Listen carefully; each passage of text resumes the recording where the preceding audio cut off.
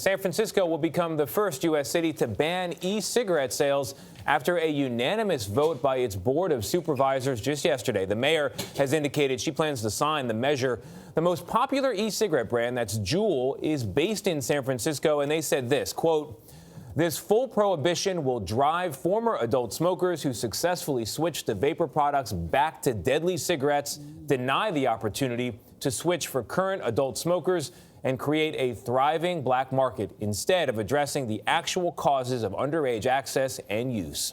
E-cigarettes have not been approved by the FDA. The agency has called e-cigarette use by young people a, quote, epidemic, their word.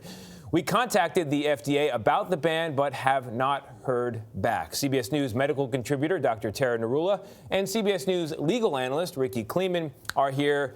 You are exactly the people to talk to about this, because you can talk about should they do this, and you can talk about can they do this. So on the subject of can, 21-year-old and up, if you're in San Francisco, you can buy alcohol, you can buy marijuana, you can buy regular cigarettes. But now maybe you can't buy e-cigarettes. Can they do that? Yes, they can, unless and until it's challenged.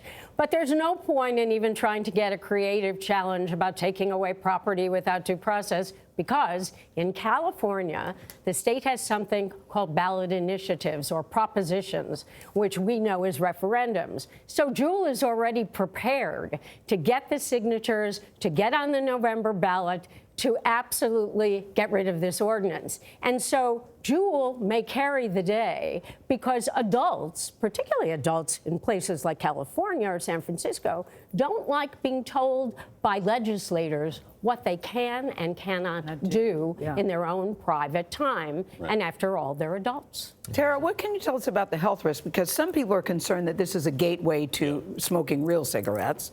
But is it known what the health risk is about e-cigarettes? This is a big unknown, and nobody was prepared for how prevalent this is, particularly in the youth market. And so we're really all playing catch up at this point. And the problem is we don't have the benefit of research. We don't have the benefit of time. So nobody can tell you after 200 or 300 puffs of an e-cigarette over 20 years, what is the potential risk? Nobody can say that. What do we know right now? We know that nicotine is particularly damaging to the adolescent brain. It's very addictive. It can affect memory and concentration.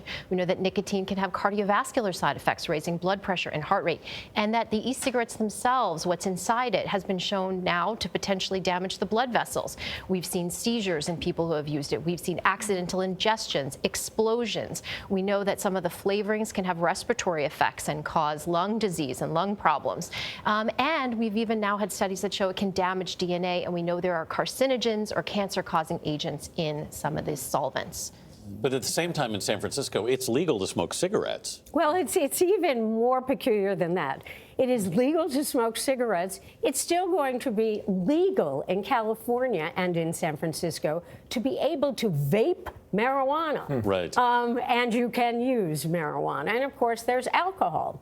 So the argument you can understand of what the possible downside here is what always happens. You're going to have the health risks that Tara mentioned. You're going to have adults who are going to, if this stays in force and effect, who are going to say, well, look, you know, I was smoking e-cigarettes and I got off of cigarettes. Now I'm going to go back to cigarettes. Yeah. But also, as always happens, a flourishing black market will occur. Which is what they're, But is there evidence that e-cigarettes help you quit smoking? There's not. So there have been studies that say yes. There have been studies that say no. There have been studies that say people end up with dual use. They're using e-cigarettes and cigarettes. But as of now, there's no conclusive scientific evidence that it's safe and effective for quitting smoking. It's not approved for that indication. So the recommendation is to use things that are approved, counseling, and also the 7 approved by the FDA medications. But all the organizations, including the American Heart Association, are saying we do need more research to look into this idea. Could it help smokers? Is more research being done?